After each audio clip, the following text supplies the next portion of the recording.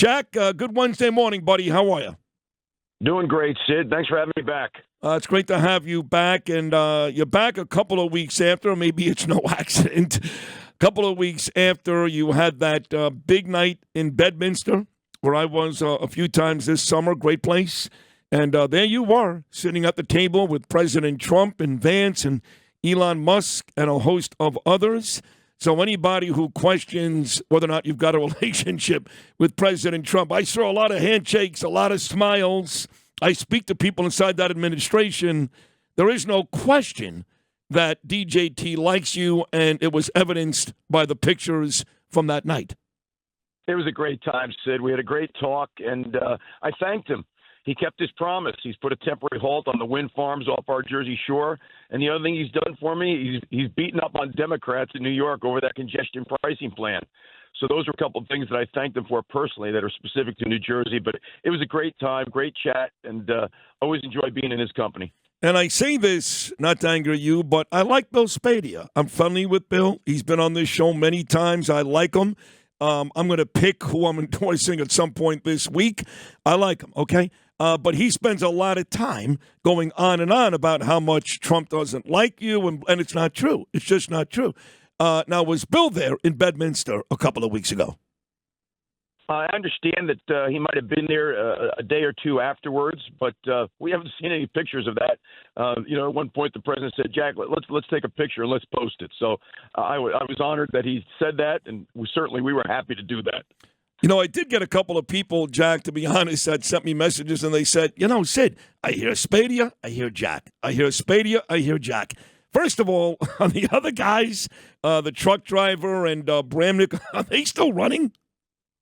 Well, the truck driver's out. He couldn't file with enough names on his petition. I don't know what Bramnick's doing. I'm up and down the state 8 days a week. I don't see him or, quite frankly, Spady anywhere. But we just continue to worry about how we're resonating with the voters in New Jersey. We're going out there. We're doing our thing. I'm very confident in our position, Sid. No, I think you should be. Not that I know anything, but I know a lot. I think you should be. But there are people that complain. They go, well, wait a second. I hear Spady on. I hear Ciattarelli on. And all they talk about is how close they are with Trump. I mean, is this a race on who's closer with Trump or a race to make sure New Jersey turns red? What about that criticism? I think the challenge for Spady is he's trying to deal with his own lies. I mean, let's go to the videotape. Sid, I'm sure you've seen it.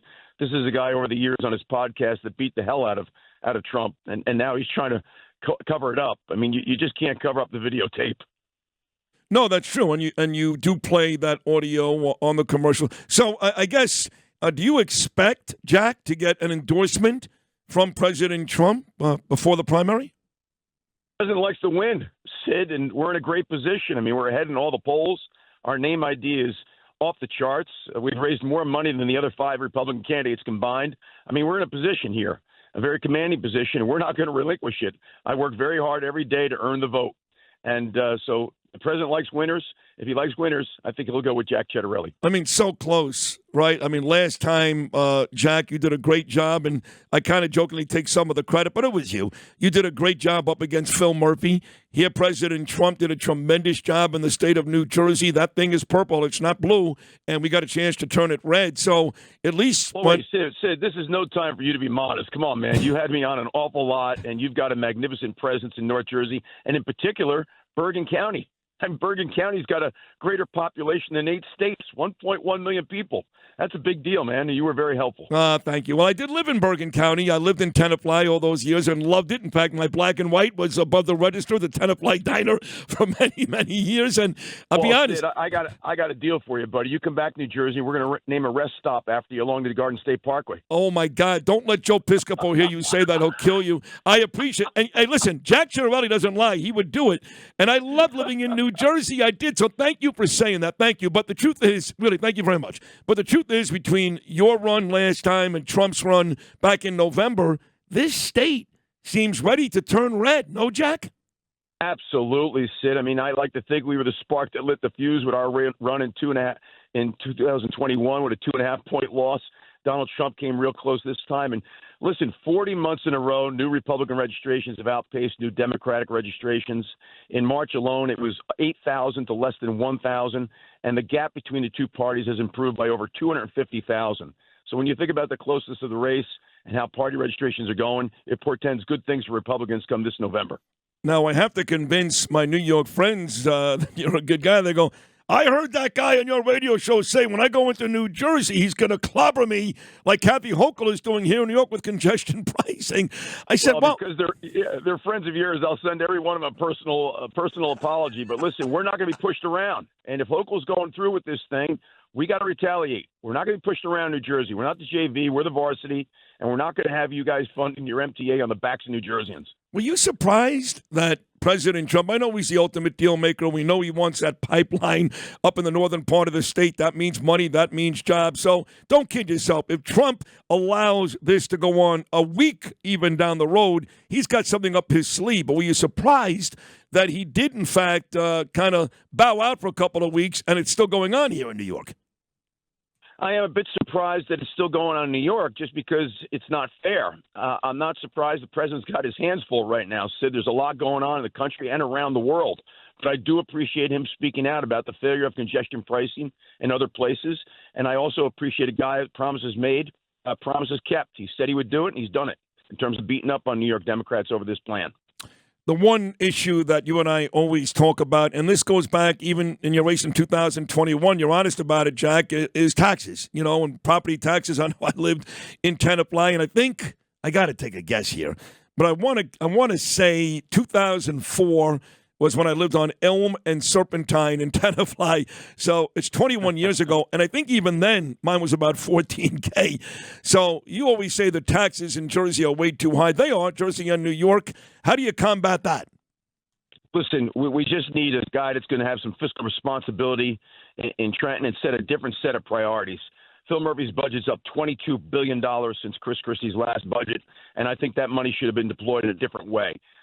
There's all kinds of ways for us to reduce property taxes. I'm dedicated to that. We got to reduce business taxes. I mean, Pennsylvania's business tax is 5%. Ours is 11%. Pennsylvania's personal income tax rate is 3%.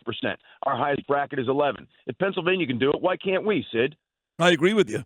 Where would that rest stop be, by the way? I'll tell you what, Phil Murphy gave one to his neighbor, Bon Jovi. We'll take that one down. We'll put you up. Oh, maybe yeah. I'll share one between you and Piscopo. Now you're talking.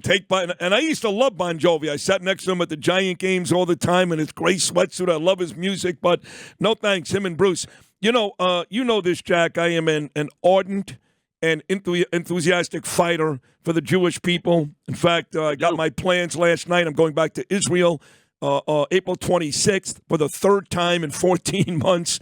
And people joke around all the time, forgetting about running for mayor in New York or replacing Chuck Schumer. Maybe you replace Bibi Netanyahu in Israel when he's had enough. But on a serious note, I love that country and the Jewish people. And look, Jewish people are under attack just about everywhere. Now, the good news is I don't read a lot about that in Jersey. New York, we got way too much of that. Not a lot in Jersey, but not when you win and you're the governor of New Jersey, Jack. What will you do to make sure that Jewish people are protected in the state of New Jersey? A couple of things, Sid. I mean, when I was in the legislature, I supported the anti-BDS movement. We're not going to do business or invest in companies with our pension plans if they're boycotting Israel for any reason. I visited Israel in 2021 as a gubernatorial candidate. I'll do it again this August. I'm the first candidate in history in New Jersey to actually have a rabbi as part of his inner circle of advisors, Rabbi Avi Richler. I visited Lakewood on Monday in anticipation of Passover. Had a great time there. Certainly support the new IHRA definition of anti-Semitism, and let's not just make it a resolution. Let's make it the law. And I'll call out anti-Semitism when I see it.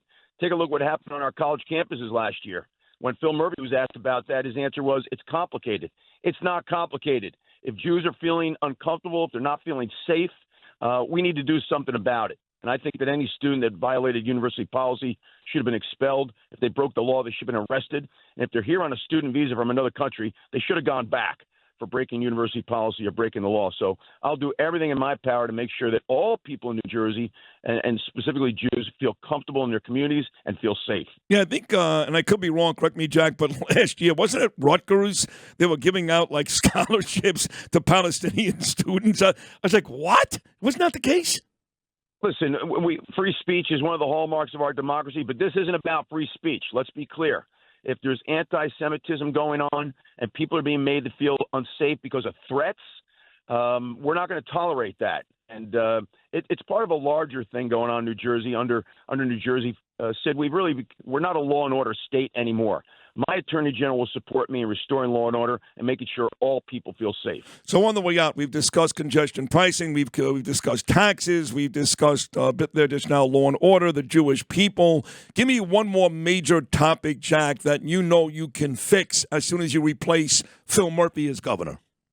Skyrocketing monthly electric bills. This guy bet the farm. He bet it all on wind. It's crashed and burned. We need a diversified portfolio. Natural gas is the bridge to the future. I'll reopen the natural gas-fired electrical generation plants. We'll get those monthly electric bills down, and we'll have a sane approach to energy in New Jersey.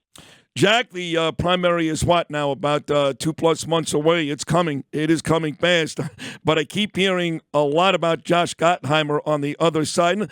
And you know, Gottheimer actually, along with Mike Lawler, a Republican of Rockland County, co-sponsored a bill for me and my wife. My son was born with a disability, dyspraxia. So we got bipartisan support in the House from both Lawler and Gottheimer. So I'll always have a little place in my heart for Gottheimer. But, of course, if you faced him in an election, you would get my endorsement in about 15 seconds.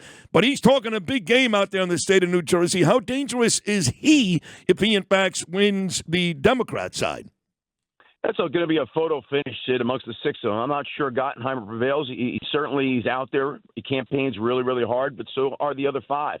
So I just find that race too hard to handicap. Mike Lawler is solid. I'm a big fan of his, and he's done great things for his congressional district, and I think has a great future in the Republican Party. So for folks who want to help you out today, Jack Ciattarelli, what's the easiest and best way to do it? www.jack4nj.com, and that's the number 4, Sid, jack4nj.com, and I appreciate the opportunity to advertise that. Jack, keep kicking ass out there in Jersey, man. You're on your way, doing a great job. I was glad to help you last time, even happier to help you this time. Great appearance this morning, Jack Ciattarelli. All the best. Thank you, Sid. Looking forward to next time. Me too. Jack Ciattarelli right there, running for governor in the state of New Jersey. And now he's got to win because I got a rest stop coming, so.